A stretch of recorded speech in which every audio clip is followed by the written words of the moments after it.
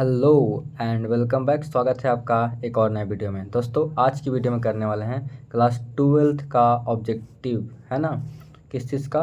तो हिंदी का, ठीक है ना। चैप्टर नंबर 7 है और चैप्टर नंबर 7 का नाम क्या है? ओ सदन निरा, ठीक है ना। इससे पहले हमने आपका टोटल 6 चैप्टर का ऑब्जेक्टिव करवा दिया है, ठीक है ना। जाके देख लीजिए, पीछे वीडियो आपको पड़ा हुआ होगा, ठीक है। और इसका प्ले लिस्ट भी बना हुआ है आपका, है ना। जाके चेक करिए और देखिए सारा वीडियो, ठीक है। तो चलिए हम चलते हैं अब थोड़ा सा चैप्टर के बारे में जान लेते हैं पहले, है ना। उसके बाद फिर हम करेंगे ऑब्जेक्टिव, ठीक है। इतना सीरियस कौन पढ़ाता है यार, है ना। अगर आप पहली बार आप हैं तो क्या करिए, सब्सक्राइब कर लीजिए, ठीक है। और सब्सक्राइब कर लीजिए, ठीक है। और वीडियो को लाइक कर दीजिए ताकि वीडियो नॉर्मली आपको समय पर मिलता रहे, ठीक है ना। लाइक करने से होता क्या है ना कि इससे कि आप वीडियो, आपको जो वीडियो है ना, जब यूट्यूब खोलेंगे तो आपको वीडियो मिल जाएगा। खोलेंगे जब, जैसे ही खोलेंगे चैनल, जैसे हम वीडियो अपलोड करेंगे ना तो आपको वीडियो मिल जाएगा लाइक करने से, ठीक है ना। तो इसलिए कहते हैं कि लाइक कर दीजिए। देखिए थोड़ा सा जानते हैं चैप्टर के बारे में। क्या जानना है हमको? हमको जानना है कि ये जो चैप्टर का नाम है क्या? तो ओ सदा नीरा, है ना। अब हम बात करें कि लेखक का नाम क्या है ना। लेखक का नाम पूछेगा तो क्या है, कौन है वो? तो है आपका जगदीश चंद्र माथुर, है ना। जगदीश चंद्र माथुर, ठीक है। इथा है, ठीक। इनका हम बात करें कि जन्म कब हुआ था, है ना। इनका जन्म कब हुआ था? तो इनका जन्म हुआ था आपका 16 जुलाई 1917 ईस्वी को। कहाँ हुआ था? तो यूपी में एक जगह है शाहजहाँपुर, ठीक है ना। वहीं इनका जन्म हुआ था। और पूछेगा कि मृत्यु हुआ था कब? मृत्यु देख रहे हैं यहाँ पे, मृत्यु पूछेगा तो बता दीजिएगा आप कि 14 मई 1978 को, ठीक है ना। 14 मई 1978 को इनका मृत्यु हुआ था, ठीक है ना। अब चलिए चलते हैं ऑब्जेक्टिव की ओर, ठीक है ना। बहुत कुछ ऑब्जेक्टिव में पढ़ने के लिए है, सारा कुछ देख लेते हैं। इतना आप देख लिए। तो हमारा पहला क्वेश्चन है आज का कि क्या है, निम्नलिखित में कौन सी रचना जगदीश चंद्र माथुर की है? बताइएगा। देखिए यहाँ पे आंसर लिखे हैं पर आंसर पर ध्यान मत दीजिएगा, ठीक है ना। कहीं कहीं हो सकता है आंसर गलत हो, है ना। तो ठीक है। तो यहाँ पे क्वेश्चन में क्या पूछ लिया गया है आपका कि निम्नलिखित में कौन सी रचना जगदीश चंद्र माथुर की है? बताइएगा। तो भाई अगर ओ स्वतंत्र चैप्टर स्टार्ट किए हैं तो बच्चा भी बता सकता है कि भाई सर जो ये जो चैप्टर है वो कौन लिखे हैं? तो लिखे हैं जगदीश चंद्र माथुर लिखे हैं। और कौन सा चैप्टर लिखे हैं? तो ओ स्वतंत्र, ठीक है ना। तो आपको दिख रहा है यहाँ पे ऑप्शन नंबर सी बिल्कुल करेक्ट हो जाएगा, ठीक है। तो समझ में आ गया कि जगदीश चंद्र माथुर द्वारा आपका जो लिखा हुआ है वो स्वतंत्र लिखा हुआ है, ठीक है। आगे देखिए क्वेश्चन में क्या है कि ओ सदा नीरा शीर्षक पाठ किस विद्या के अंतर्गत आता है? बताइएगा। ओ सदा नीरा शीर्षक पाठ किस विद्या के अंतर्गत आता है? क्या है? निबंध है, कहानी है, कविता या फिर नाटक है? तो ये क्या है दोस्त? बताइएगा। तो ये क्या है आपका? तो आप ये आता है आपका एक तरह का निबंध है, ठीक है ना। क्या है? निबंध है, ठीक है। आगे है कि जगदीश चंद्र माथुर मूलतः क्या थे? बताइएगा। निबंधकार थे, कहानीकार थे, नाटककार या फिर उपन्यासकार थे? तो जो मुख्यतः जो उनका जो मेन जो मतलब ये जो मकसद है उनका, वो नाटक लिखना है, ठीक है ना। तो नाटककार थे, ठीक है ना। मेनली वो नाटककार थे, ठीक है। आगे चलते हैं। आगे क्या है कि ओ सदन निबंध बिहार के किस क्षेत्र की संस्कृति पर लिखी गई है? बताइएगा, है ना। थोड़ा सा यहाँ पे थोड़ा सा दिक्कत हो गया, यहाँ पे गाई ही लिखा गया ना, गई है, ठीक है। तो किस, बताइएगा, किस क्षेत्र की संस्कृति पर लिखी गई है? बताइएगा। सारण, तिरहुत, मिथिला या फिर चंपारण? तो ये लिखा गया है आपका चंपारण, ठीक है ना। ठीक, आगे चलते हैं। कह रहा है कि चंपारण क्षेत्र में बाढ़ का मुख्य कारण क्या है? बताइएगा। कारण क्या है भाई? मेन कारण यही है कि वहाँ जो है ना आपका ज़्यादा पेड़ काटा जाता है, ठीक है ना। पेड़ पौधा ज़्यादा काटा जाता है तो इसके चलते आपका बाढ़ का वो मुख्य कारण है, ठीक है ना। तो आपका जंगल का काटना, ठीक है। इसके लिए महात्मा गांधी के द्वारा एक चलाया गया था आंदोलन, है ना। बताइएगा कि कौन आंदोलन चलाए थे? कमेंट बॉक्स में, ठीक है ना। अभी मतलब हिस्ट्री में पढ़ा होगा तो पता होगा आपको बढ़िया से कि महात्मा गांधी के द्वारा चलाया गया था एक आंदोलन पेड़ ना काटने के लिए, ठीक है ना। कौन सा था आंदोलन? बताइए कमेंट बॉक्स में, ठीक है। चलिए आगे चलते हैं। कह रहा है कि माथुर जी किस राज्य के शिक्षा सचिव नियुक्त हुए? बताइएगा। बताइएगा।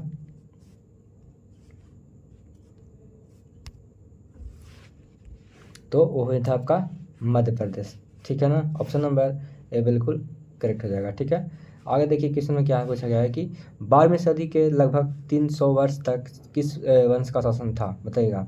12वीं सदी के लगभग 300 वर्ष, टोटल मतलब कितना, 300 वर्ष, है ना।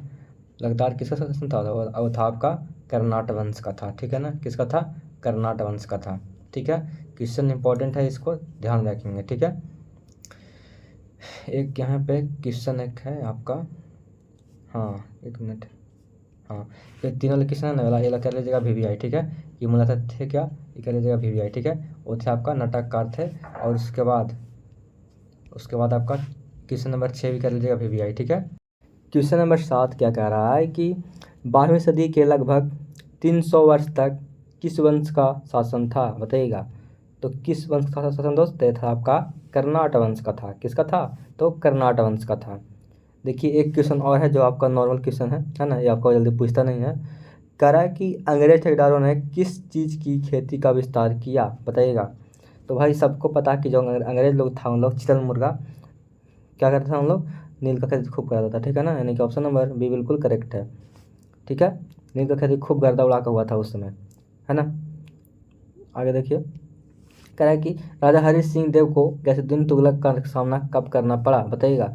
तो कब करना पड़ा था, तो ये करना पड़ा था आपको 1325 ईस्वी में। ठीक है ना, ध्यान रखेंगे। ये जो क्वेश्चन है मतलब कि एक क्वेश्चन मतलब इम्पोर्टेंट नहीं है, जो बताएं अभी ऊपर में ना अभी दो क्वेश्चन जो बताएं, एक तो आपका 3 वाला और एक आपका 6 वाला, बहुत इंपॉर्टेंट क्वेश्चन है। ठीक है, ध्यान रखेंगे। आगे बढ़ते हैं हम।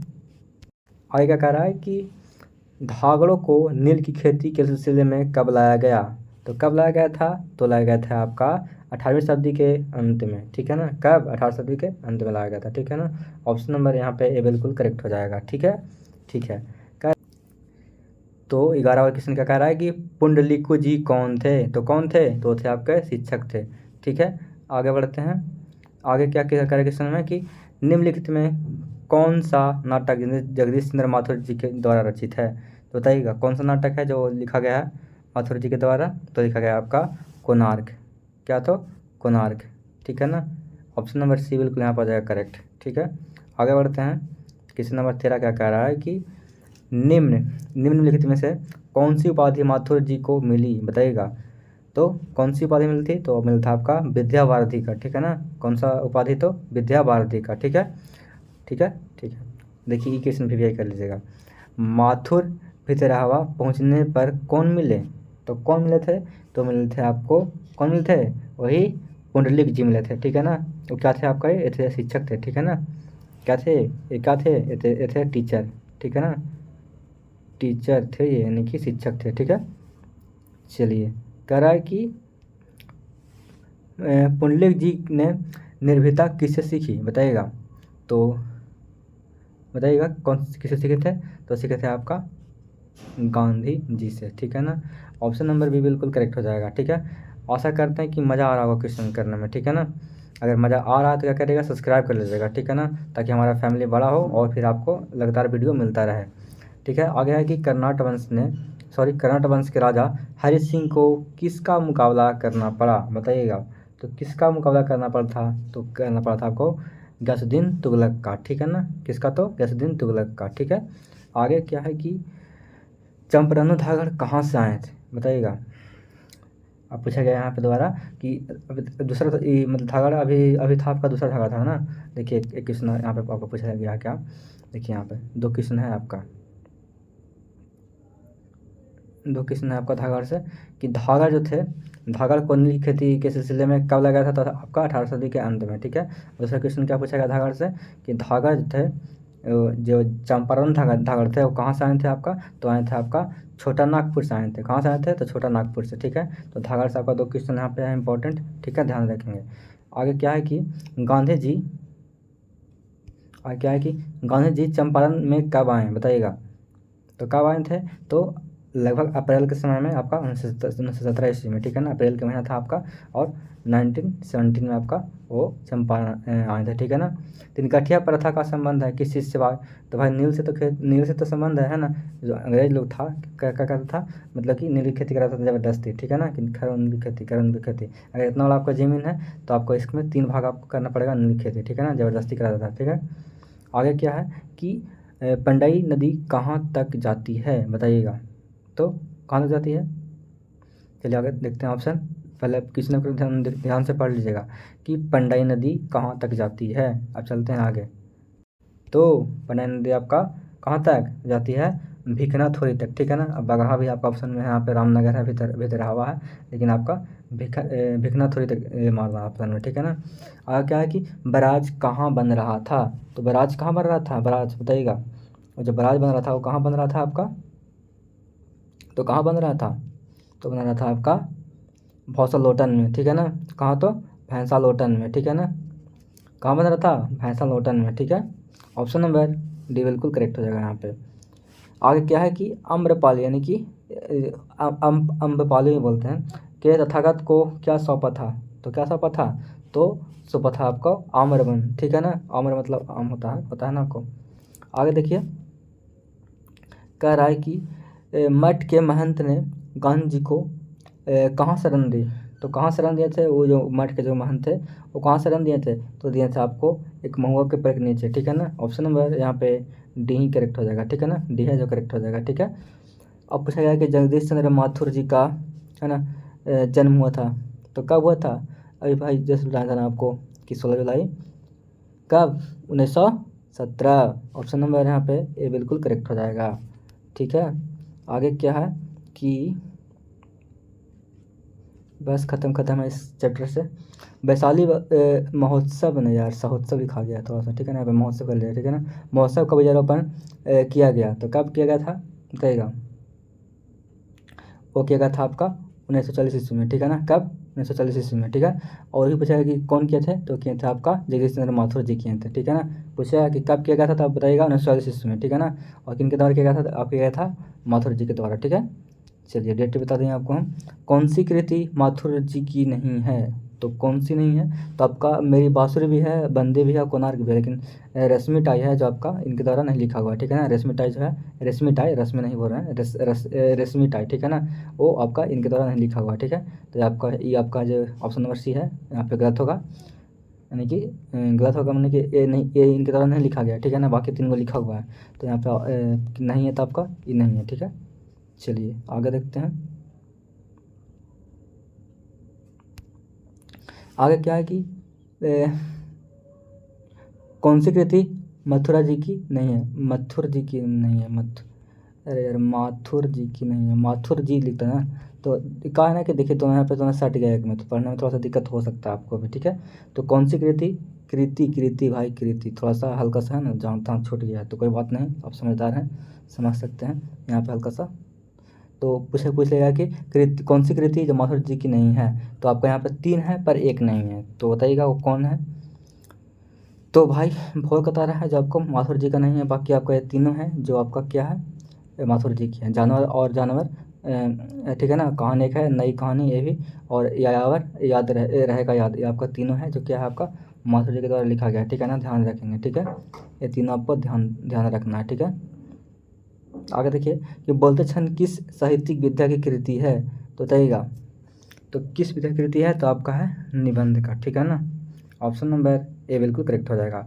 ओ सदनिरा किसको निमित्त बनाकर लिखा गया है, तो बताइएगा किसको, तो गंडक को ही ना निमित्त बनाया गया है, आपको उसी का ध्यान में रख बनाया गया है, ठीक है ना। ऑप्शन नंबर ए बी बिल्कुल करेक्ट हो जाएगा, ठीक है। अब आज का लास्ट क्वेश्चन है, बताइएगा।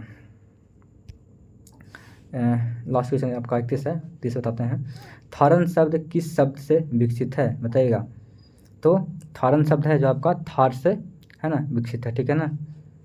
थार मतलब समझ रहे हैं बात को ना, जहाँ पे रेगिस्तान टाइप का होता है वो, ठीक है। और आपके लिए आज का लास्ट क्वेश्चन है, ठीक है ना, ये आपको बताना है कमेंट बॉक्स में कि बिहार के सुप्रसिद्ध सांस्कृतिक उत्सव वैशाली महोत्सव का बीजारोपण किसने किया, बताइएगा। इसका आंसर लिखिएगा कमेंट बॉक्स में, ठीक है ना। बहुत ही सिंपल क्वेश्चन है भाई, है ना। तो मिलते हैं अगले वीडियो में, तब तक के लिए जय हिंद।